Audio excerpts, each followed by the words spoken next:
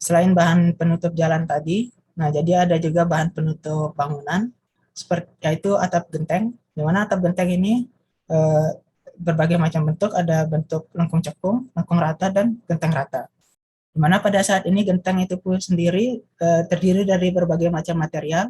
Jadi selain material dari tanah liat, genteng juga bisa terdiri dari bahan asbes dan juga bahkan pada saat ini berupa aluminium atau besi-besi ringan yang sudah difabrikasi sehingga nanti tinggal dipasang saja pada saat pemasangannya. Jadi untuk yang umumnya digunakan pada rumah-rumah sederhana, yaitu yang masih banyak digunakan berupa dari tanah liat. Nah, jadi sama dengan bata, jadi tanah liatnya dicetak kemudian dibakar sehingga tidak hancur apabila direndam dalam air. Nah, untuk yang lengkung cekung ini penampaknya berbentuk gelombang, tidak simetris dan tidak mempunyai bagian rata. Jadi ini bentuknya cekung semuanya. Kemudian yang tengah ini lengkung rata dengan penampang bagian tengah rata-rata dan tepinya melengkung. Jadi ininya rata, tengahnya kemudian bagian tepinya ini melengkung. Nah, biasa untuk bagian lengkungnya ini sebagai tempat mengikat antar gentengnya. Kemudian yang mengetek permukaan rata ini bentuknya rata seperti namanya. Nah, tapi tepinya yang di atas ini beralur dan tepi lainnya berlidah. Biasanya digunakan dengan mesin kempa atau pres. Ya, jadi tempat di sisi atasnya ini biasanya beralur untuk menahan antar sama genteng.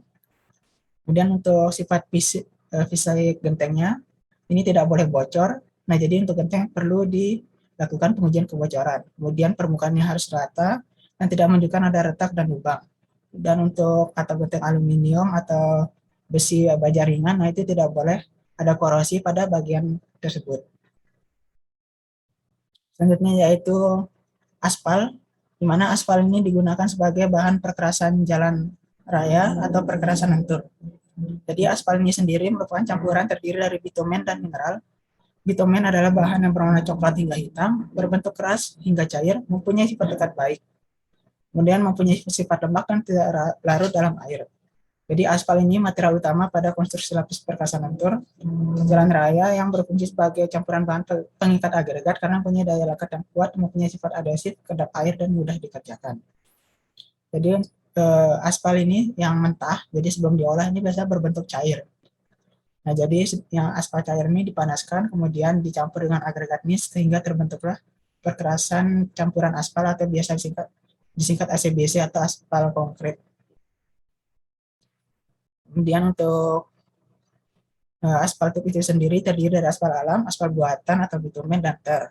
Nah, ter ini biasanya jarang didengar atau jarang diketahui secara umum. Jadi ter ini merupakan cairan yang diperoleh dari mineral organik seperti kayu atau batu bara melalui proses pemijaran atau destilasi pada suhu tinggi tanpa zat asam. Jadi untuk konstruksi jalan biasanya digunakan hanya ter yang berasal dari batu bara saja.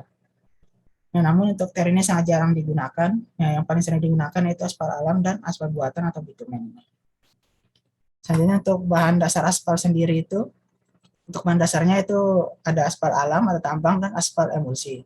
Nah, untuk aspal alam ini biasanya ditambang dari danau, batu kapur aspal, dan batu pasir aspal, serta mastik aspal.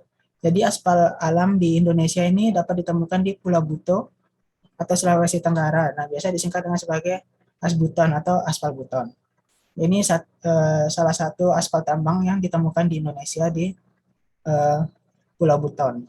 Kemudian ada juga aspal emulsi, di mana aspal emulsi ini merupakan hasil sampingan dari pemurnian minyak. Jadi dari minyak mentah yang ditambang di laut lepas itu, kemudian disaring. Nah, sehingga aspal ini merupakan salah satu sisa penyaringan dari aspal tersebut, dari minyak bumi tersebut.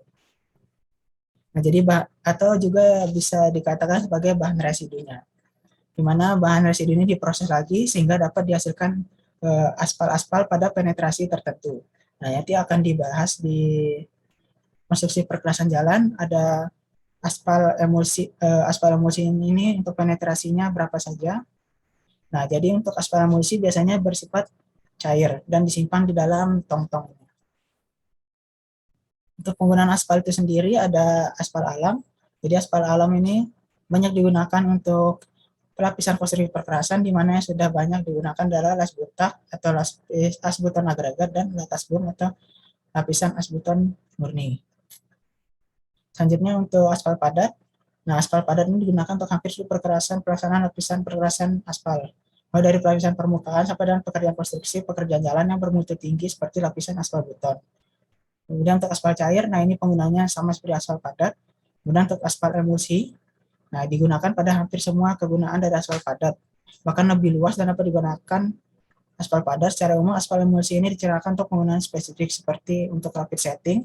Nah, rapid setting ini bereaksi secara cepat dengan agregat dan berubahnya emulsi ke aspal.